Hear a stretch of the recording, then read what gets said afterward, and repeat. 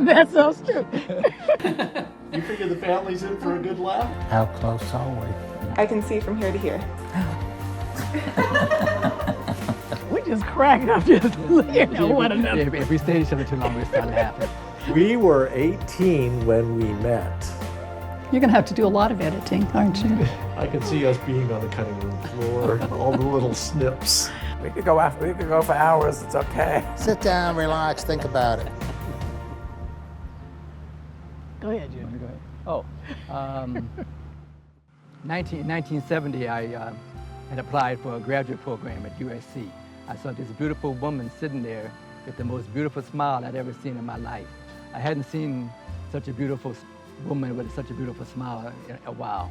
And I told myself, if I could be close to that smile, I would be a happy man. We met at Whittier College.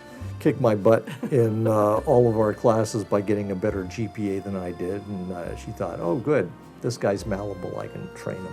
Well, we met on the streets of New York City. There were thousands of people on the street, and he kissed me goodnight at the top of the staircase in front of everybody. In 1969. In 1969. And that's when I fell in love. I didn't actually feel my legs all the way home. I didn't rationalize, oh my God, it's 1969 and people are going to be looking at us and, you know, we're an odd couple here, you know, two men. Never fazed me. I just thought it was, okay, good night, I'll see you and hope you remember me. Stars, the stars lit up and it was just, I was kind of like, you know, an explosion. Oh, shush. He was kind, and gentle, and good looking. It was all about my looks. We were animals, actually. They don't need this on tape. We were very, very sexual animals for many, many decades. You know, and when I saw her, she had a nice natural, and I did too. Knowing that she had a big natural and I had a big natural, let me know what she was all about and what I was all about. What were the proposal? Let's see. That was almost... That was anticlimactic. The wedding day. How did we pull that off? She told me when we began dating that I was the shortest man that she had ever dated. At our wedding, he wore high-heel shoes. I did, yeah. What do I love the most about Larry? Jeez, hard to say. His money. No. She's her own woman, even though she's married. She's still her own woman, and she's going to do what she feels that she wants to do. And you wouldn't have it any other way. That's true. Yeah, I wouldn't have it any other way. But she's such a sweet person. You won't find a sweeter person in your life than my wife, Sydney. You won't find one. She's just a loving person, and I knew I wanted to have that in my life. Oh, he's just the sweetest guy. He'd just do anything for me. But he's just precious. He's just precious. There's nothing like an old friend, somebody who knows you from when you were, you know, silly and You had the same experiences. and you lived the same life. I remember in high school during the 60s, there was quite a bit of social unrest taking place in Birmingham. One of the things about her, when she told me where she was from, I was really curious about it because I read in the books about Birmingham, Alabama. And I would be talking to friends of mine. They would talk about, oh, it's really bad down there the way they treat African Americans. It sounded, you know, unbelievable for someone to have to sit in the back of the bus, you know, with the water fountains that said colored and the bathrooms that said colored. And here I'm meeting somebody who actually lived through that. We were very poor when we first met. We also had experienced infidelity. Really, the hardships were in the 80s and 90s. We lost all our friends during the first wave of AIDS. And they died horribly because there was no medications at the time. You suffer from survivor guilt. Yeah. You didn't understand really how everybody was dying and you weren't.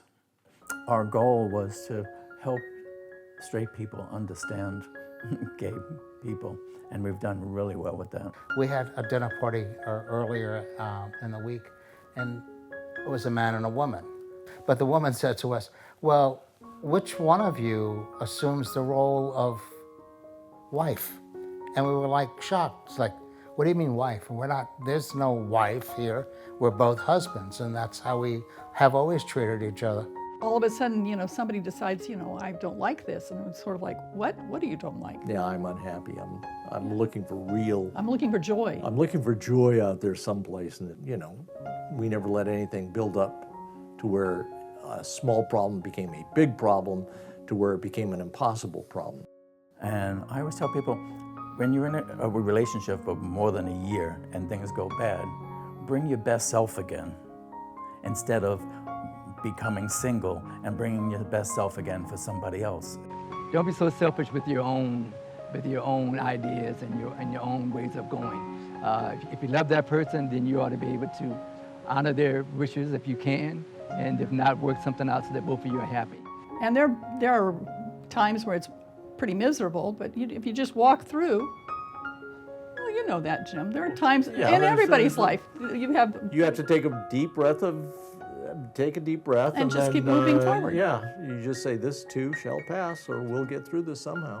the person you're marrying is who they are now. Don't think you can marry this person and change them.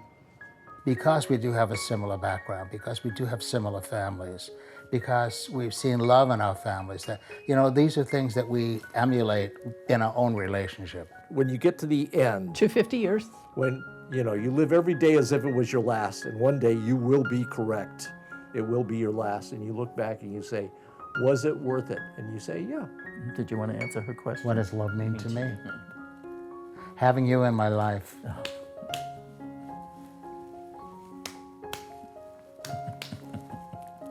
Would you maybe be willing to share a kiss on screen? What? Not yet, not yet. When I'm ready, I need to zoom in, I need to zoom in. What? Zoom in for a close-up?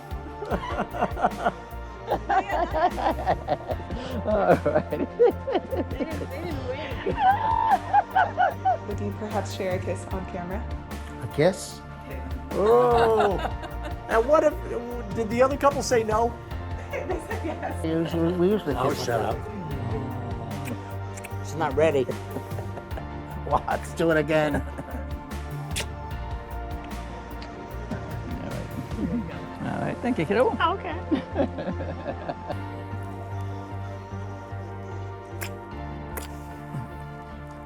I don't usually perform on camera. Well, not since the 70s.